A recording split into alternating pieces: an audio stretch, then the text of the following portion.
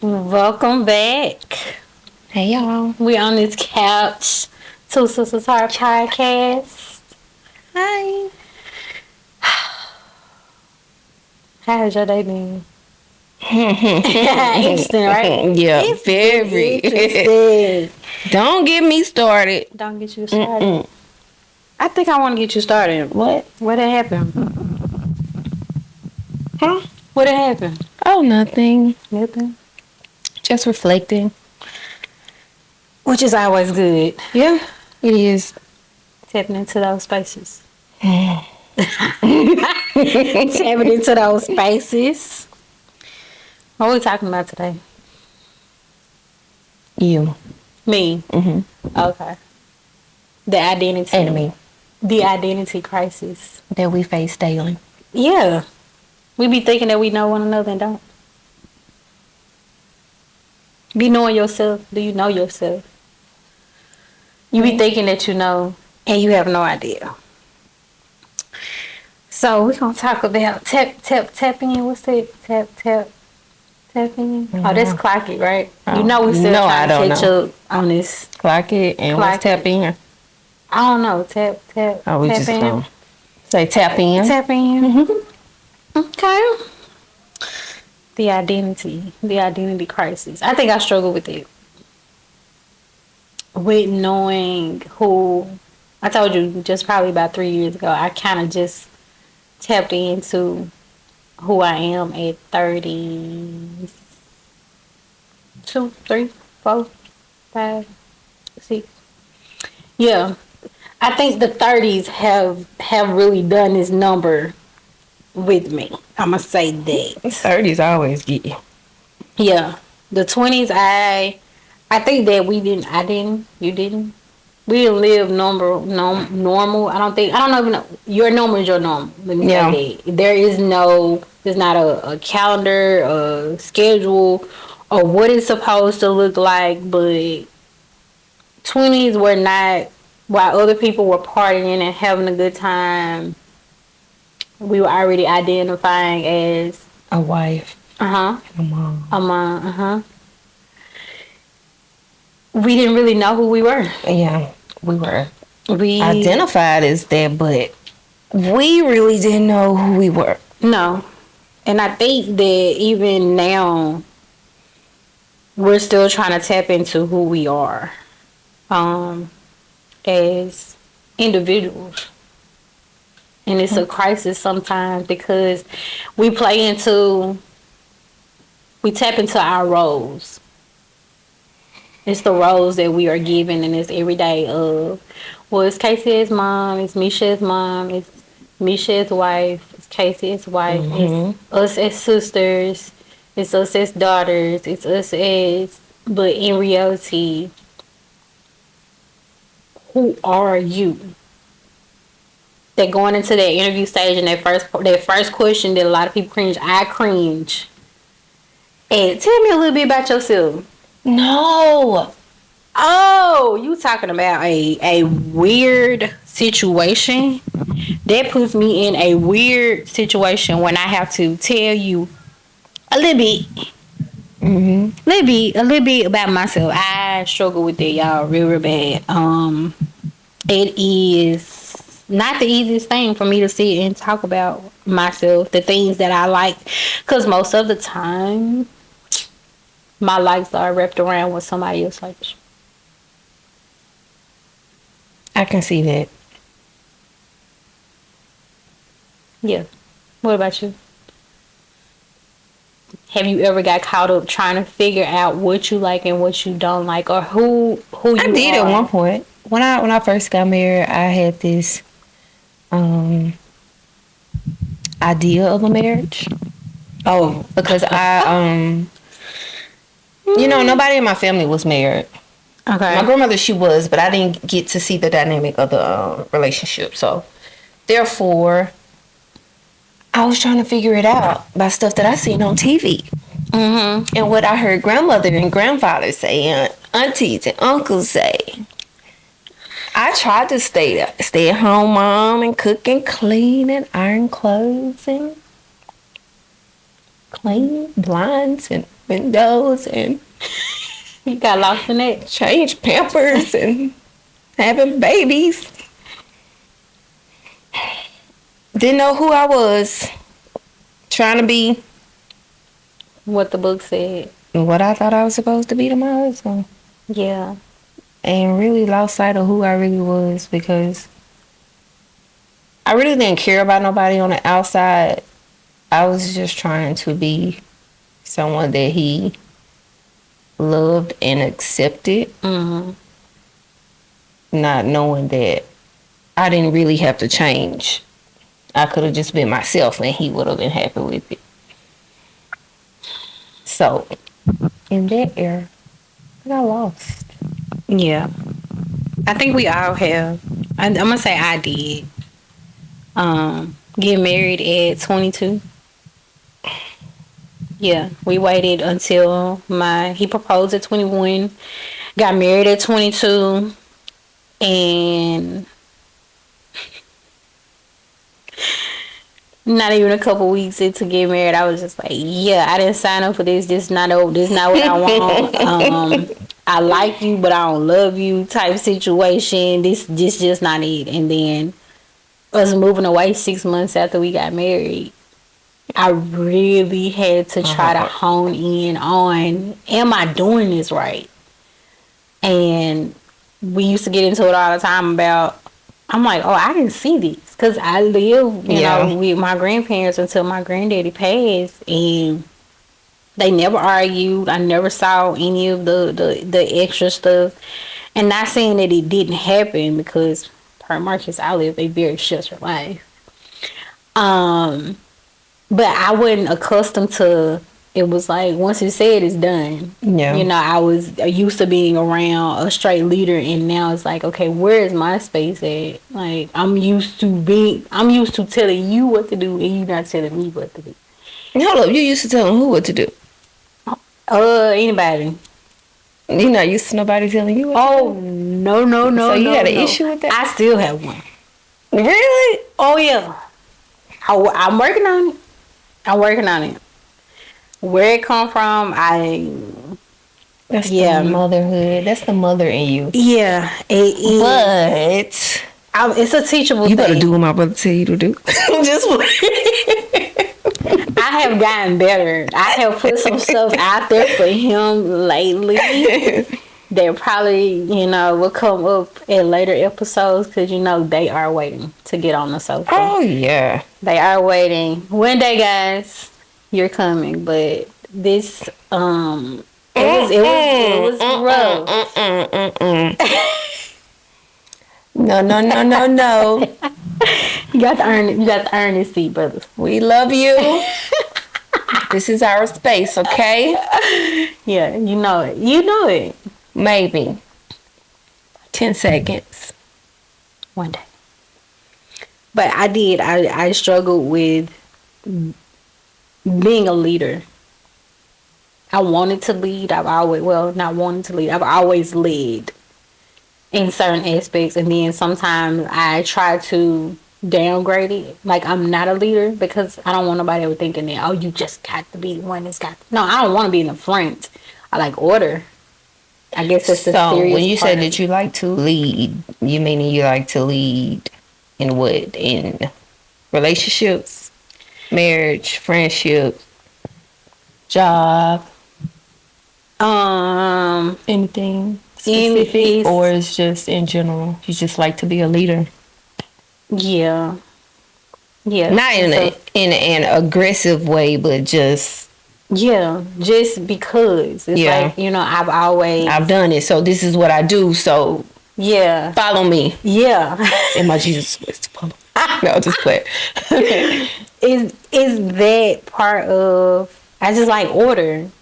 I get it. And if I ever am in a space where there is another leader, I'm literally throwing my hands up like, let's run it, let's do it type stuff. But most time I'm in a space where I'm being asked to take the lead.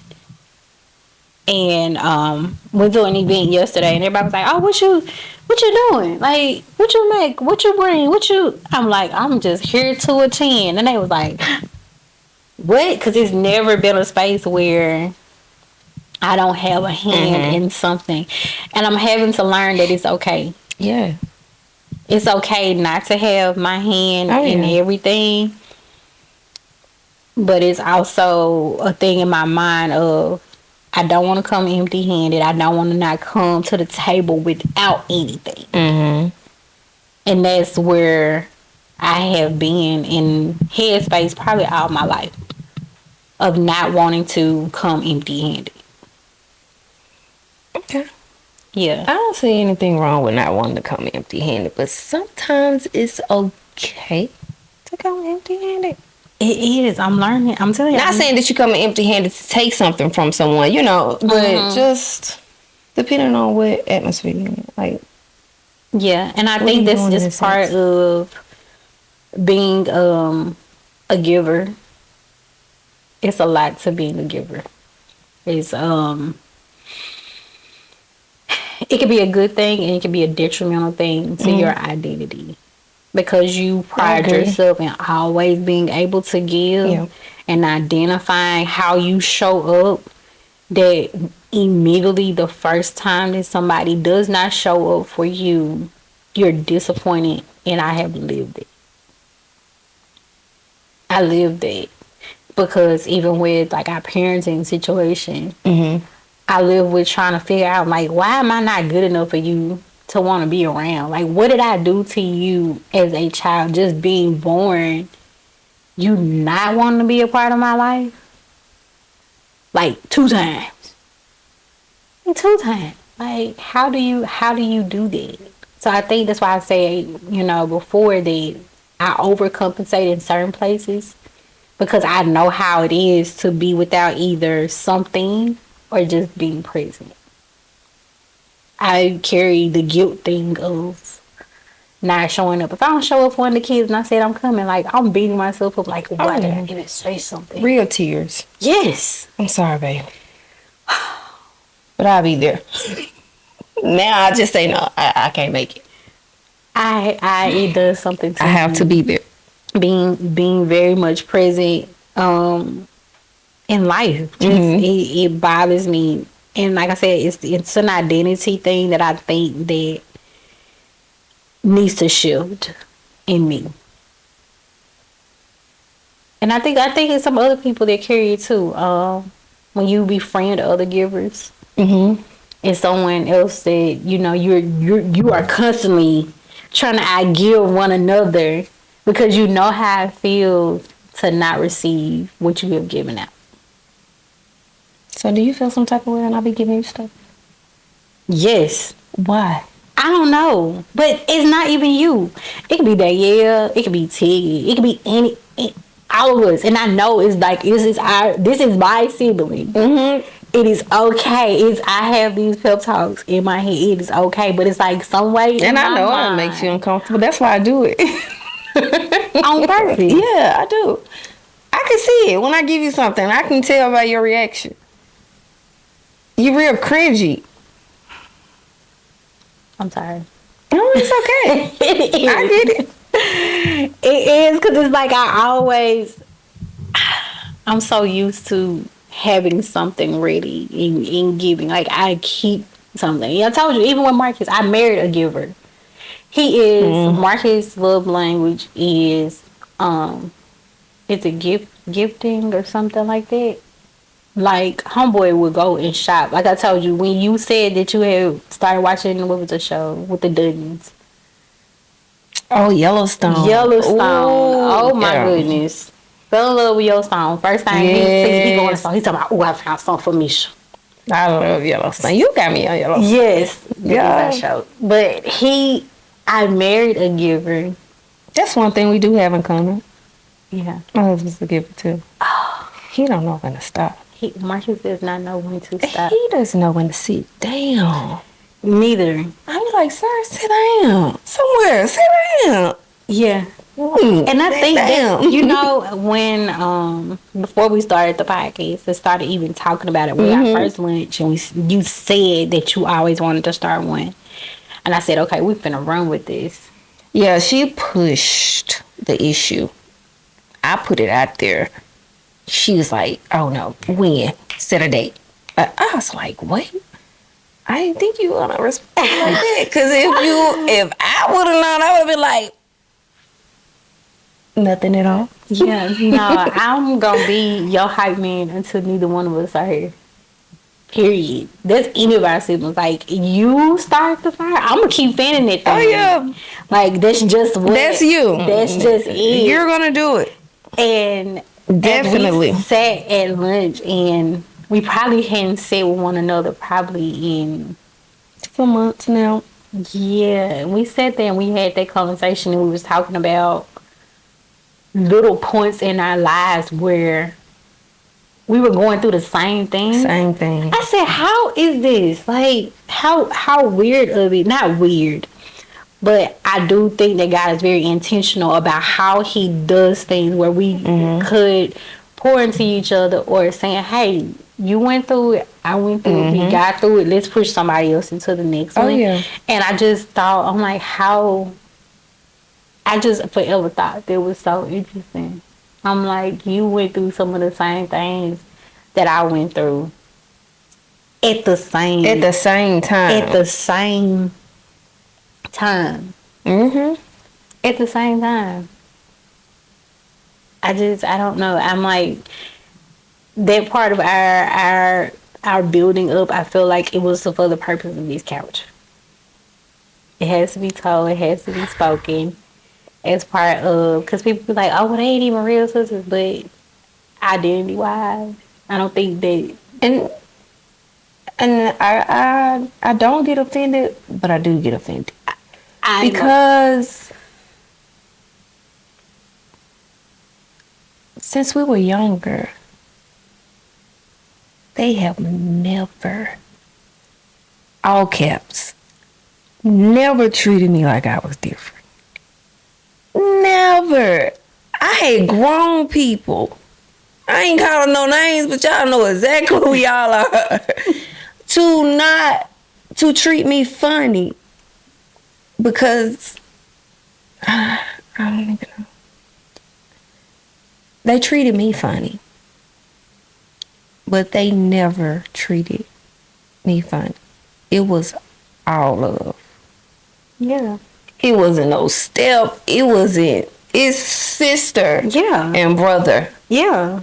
No half, no quarters. It wasn't none of that. None of that. None of it. That's sister, why, brother, don't address her. It's nothing else. That's what it is. Yeah. Don't ask no questions. That's it. That's all we have ever known. And like I told you before, I said that if my mom was still here, I feel like, just me hypothetically speaking, our blended family would probably be the bomb. Oh yeah, it will have been. Cause she never have stuck with it. Like I said, I still remember us coming to pick you up on those evenings. Getting dropped off. Yes. And the thing about it was, y'all lived on the back side of our neighborhood technically.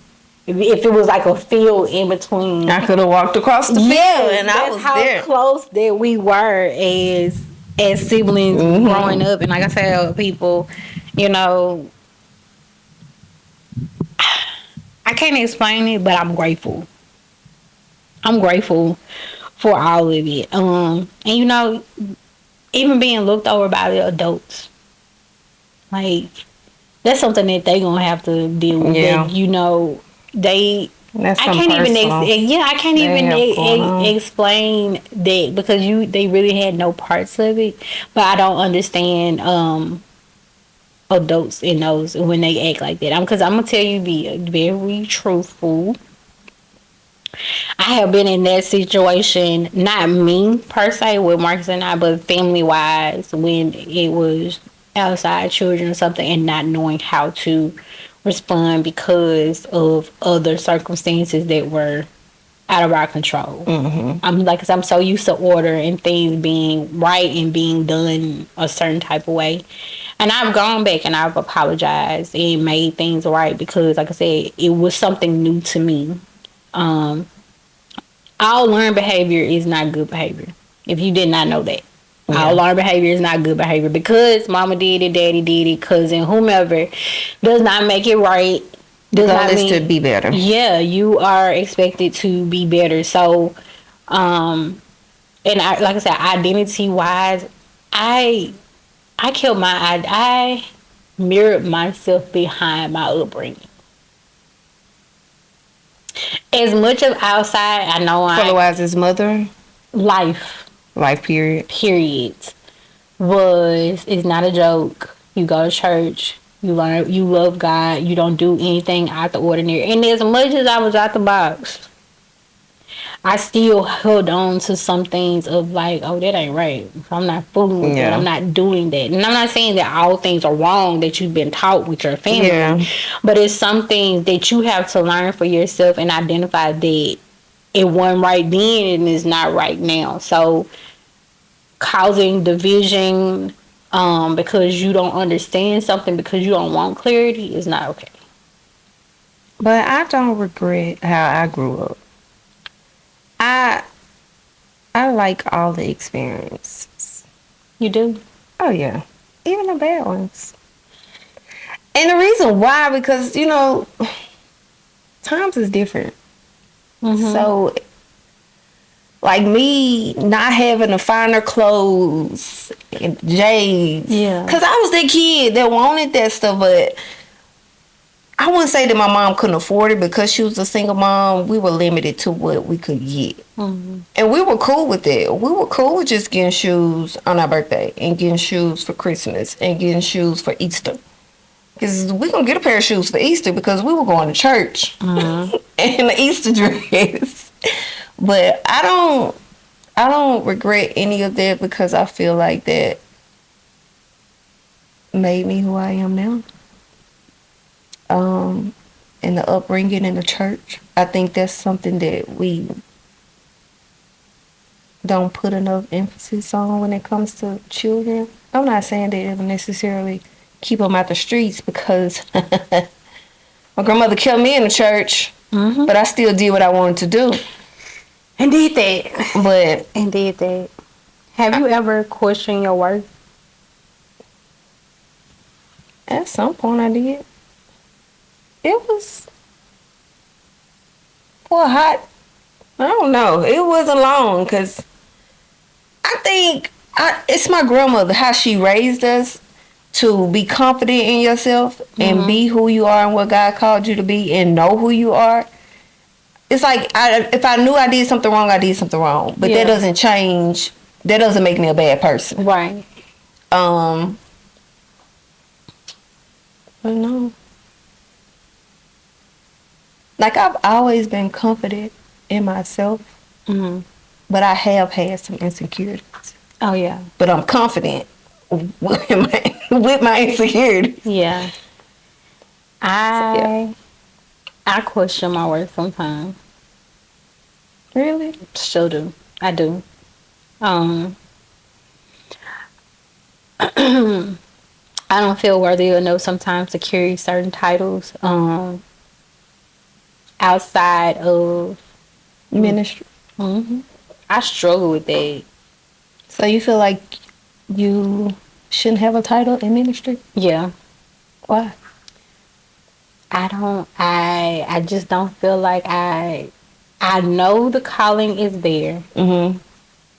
But being worthy of the call. I know I'm not, and people say, oh, that's just the humility of, who you are and you just being humble. And I'm like, and I know that I've messed up. I know that perfection is never always the answer. It's not even that. It's just I struggle with being accepted with it because of maybe who has seen me prior to.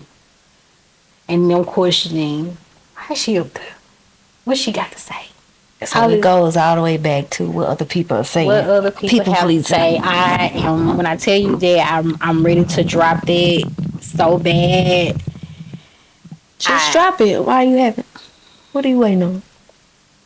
Or why do you feel like you need to keep picking it up after dropping it?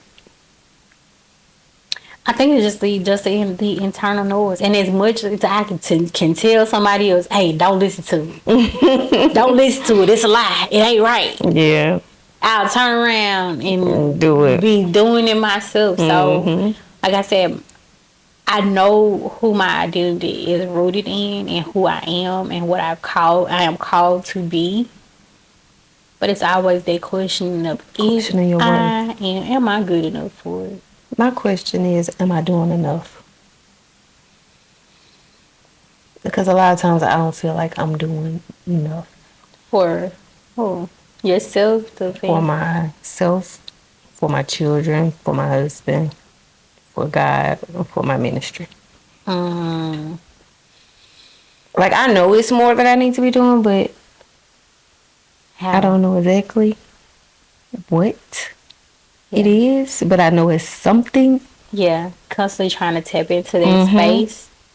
It takes some intentionality, and that's something that I was looking into the beginning of the year that God gave me about being the intentional woman, not just showing up, but going through with the things that I say that I'm going to do, not putting up an excuse of not I can't do it now because I don't want to, but I'm putting it up because I'm scared. Yeah. I identify as being nervous and being anxious. It's not a part of my identity, but I do identify with it. You know what I'm saying? I think it's a difference. I identify as a woman. I'm a woman. But you know, there's always a but. Yeah, but you know, and so as much as, like I told you, I struggle with anxiety, I don't ever want to identify with it. Like I hear, I say to myself, what is it that I be telling myself sometimes about somebody say, oh, I suffer from anxiety. I say, I don't suffer with it. I choose to deal with it. Like I don't ever want it to be something that I'm wearing on me like a sweater. Right, yeah. Like I want to take it off. I want to leave it over there. But some days it's so overwhelming that I happen to pick it up today. And I have it on to me today.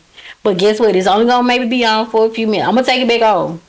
I don't want it to be my portion. I don't want it to be my thing. I'm just walking around here overwhelmed and don't know what to do with life. that's when you go to God. That's it. Tap, tap, tap. Tap into in. it. Tap That in night. every time. Like, Lord, I'm here again. I know. He's sick of me. Baby. God. I told Father. Oh. Because I'm going every chance I get. Look. Somebody just pissed me off. Yeah. Take it home. Here you go. Get right here. I don't have it. Because somebody said that the other day. They was like, Kyle, you need that so and so need you to pray. My guy too busy for that. He be me. He be too like, Lord, it's me again. I'm at your door again. Ugly crying like I need you. I'm knocking. You said the door shall be open. Hey, open this door. Yeah, so it's like I told them, I'm trying to identify more as being the woman that he has called me to be. Not one that operates in fear, not one that operates in being anxiety, but at the same time, it's not perfection that he's looking for. I still know that I have to depend on him, because if I could do it on my own, then we would have, and we can't. Just keep seeking. Keep seeking every day, every day, every second. So that's what I see. Do you ever think that you've had to earn love or acceptance from people? At times. At times. And it ain't even been in like my immediate family. When I say my immediate family, my husband and my kids now. I felt like I've had to earn spots within my other family. I think, and it was one reason why I stayed away. I got tired of trying to be on that hamster wheel of doing all the tricks and the trades to be accepted, and you already see me how you see me. Exactly. So no matter what you do, I got off. They're gonna see you. I got off the way they want to see you. I get out. Get off the hamster wheel, y'all. Listen. Either they gonna accept you or they not. And if they showed you the first time, then just learn it. Be okay with it and be present with yourself. Because if you stay on that hamster wheel, you ain't never gonna get off. You ain't gonna never get off because you're gonna constantly try. You're steady running for something that ain't for you. That has no substance. No substance. And that too, having relationships with substance, like that's another thing. I'm like, God, give me who you gonna give me. I want to make sure that I'm good for it because sometimes I am the problem. Some people don't want to recognize that they are the problem. Show me my people, God. Show me my people. I had a friend to tell me because she know how I am. Mm-hmm. My friends know me. I'm very much so an inside person. Mm-hmm.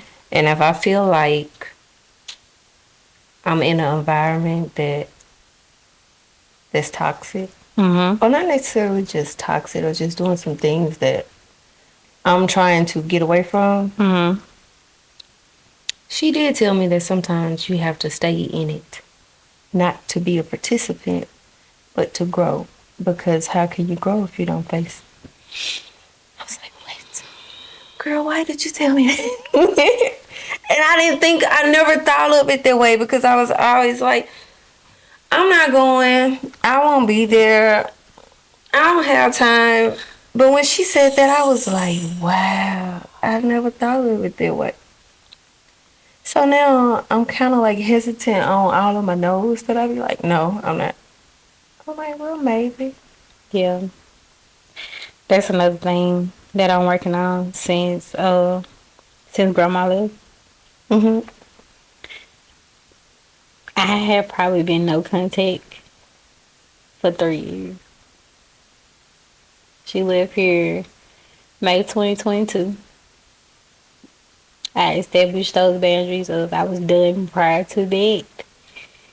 And I have never been able to tap back into it. I think that my life was compromised when she left. When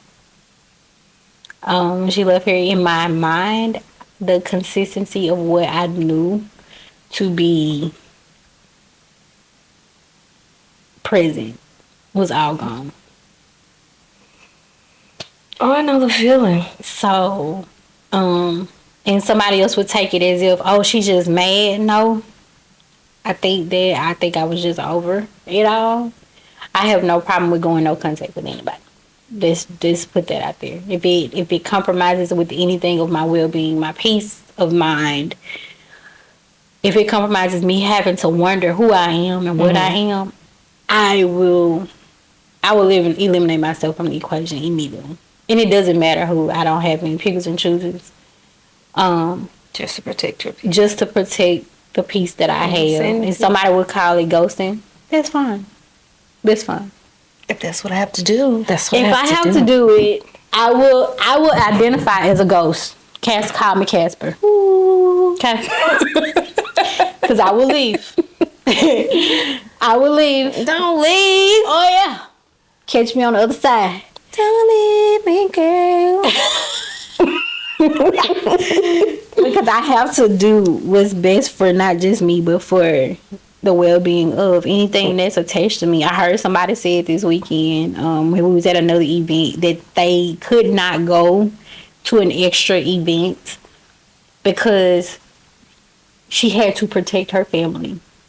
I have been in that place, girl. Okay. Protect your identity. Some of you have anybody that you've heard lies, and it's not the person that said it. It's not what they said. It's how you try to assassinate my character of who I am. That is something that is huge for me. You can never control the narrative of a story. The story is already written. I don't care who tells it, how they tell it. They can read it. They can say it in foreign languages. The story is written. I can't control the narrative of how you feel. But what I can do is protect what I have. we would do that. Under any circumstances, we would do that. So, I'm working on this identity thing. I no longer want to just have the labels of giver and all these, even being a mom. Like, sometimes I want to step outside of that and say, I'm Casey. I like, I don't like. Mm-hmm. And you be like, oh, I didn't know that. Okay, well, it's good to meet you, Casey. And not, oh, there's some kids, mama. Oh, that's Marcus. That's Marcus' wife. That's just wife. That's some kids' mama over there. That's just Casey. Yeah, that's Nikki's daughter. That's T.O. niece. That's, That's Shirley's granddaughter. Yeah. Yo. No, that's Jeff's wife. Yeah. But I have all these things outside of that. Mm-hmm. So that's what our identity has been for the last, what we call it. But it's okay. It is. Just know you seen. Mm-hmm. Even in the moments that you feel like you are not seen, you are seen because somebody's watching. Casey, I want you to know that I see you, okay? Thank you. I see you too, Misha. All the time. And I love you. And I love you more. Two sisters' hearts. Two sisters' hearts. Well, y'all, this is the end of our episode this week of figuring out your identity, who you are, what you are. You're outside the labels of what everybody calls you, how everybody sees you. Mm-hmm. Be you authentically without having to put any labels on it, no adjectives. Just be you. Y-O-U. Period. So until next time, guard your heart. Share your heart. Live with heart. Peace. And we're out.